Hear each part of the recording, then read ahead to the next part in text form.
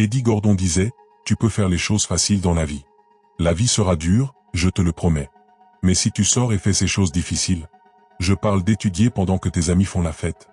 Préparer un examen un mois à l'avance pendant que tes amis attendent la veille. Si tu t'engages à faire ces choses difficiles, ces choses que personne ne veut faire, alors la vie deviendra plus facile. C'est un choix que tu dois faire. Tu dois te lever et emprunter ce chemin, cette route solitaire, sombre et froide. Celle que tant de gens ne veulent pas prendre. C'est là que tu vas vraiment te trouver. Pourquoi ne veux-tu pas grandir? Pourquoi te contentes-tu juste des notes que tu as? Pourquoi fuis-tu les défis? Pourquoi affrontes-tu la vie comme si tu avais 100 vies après celle-ci? Parce que réussir à l'école, à l'université, c'est dur. C'est dur d'avoir de bonnes notes. Mais c'est toi qui contrôles ta vie. Et quand tu contrôles, tu dis, si c'est dur, alors fais-le dur. Ne laisse rien t'arrêter. Il n'y a pas de mode facile dans ça. Quelle est la façon la plus simple d'améliorer tes notes? C'est ton attitude. Décide que tu ne travailles pas à ton plein potentiel. Décide que tes notes ne représentent pas ce que tu peux accomplir. Charles Wendell a dit, plus je vis, plus je réalise l'impact que l'attitude a sur la vie. Pour moi, l'attitude est plus importante que les faits.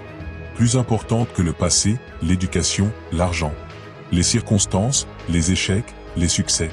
Ce que les autres pensent, disent ou font, plus importante que l'apparence, le talent ou les compétences. Et chaque jour, on a le choix de l'attitude avec laquelle on aborde la vie. Tu ne peux pas changer les notes que tu as eues dans le passé. Tu ne peux pas changer les examens que tu as ratés. Tu ne peux même pas changer ce que tu as fait hier. Mais tu peux changer comment tu vas attaquer demain. Ces moments où tu ne veux rien faire, où tu procrastines, où tu te dis « je le ferai demain ». C'est précisément à ce moment-là que tu dois foncer. Quand ça devient dur, ne demande jamais « pourquoi moi ?» Creuse en toi et dis plutôt « et c'est moi ».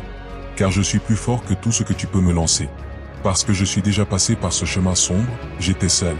Et je me suis relevé au-dessus de tout ça. Si tu échoues, c'est parce que tu vises quelque chose qui vaut la peine d'échouer. Si tu échoues, ce n'est pas fini. Si tu tombes, tombe sur le dos et regarde vers le haut. Si tu peux regarder vers le haut, tu peux te relever. Et si tu apprends, ce n'est pas un échec. Tu ne perds pas si tu apprends. Prends la vie à bras-le-corps et fonce. Arrête d'attendre, arrête de chercher l'approbation des autres. Prends ta chance, prends ce risque. Il n'y a rien de pire que le regret et de penser à ce qui aurait pu être.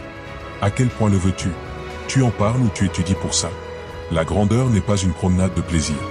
La grandeur est pleine d'adversités et d'obstacles. À quel point le veux-tu? À quel point es-tu dévoué à obtenir des notes extraordinaires? Quand tu te lèves le matin, ne regarde pas tes emails. Ne regarde pas ton téléphone.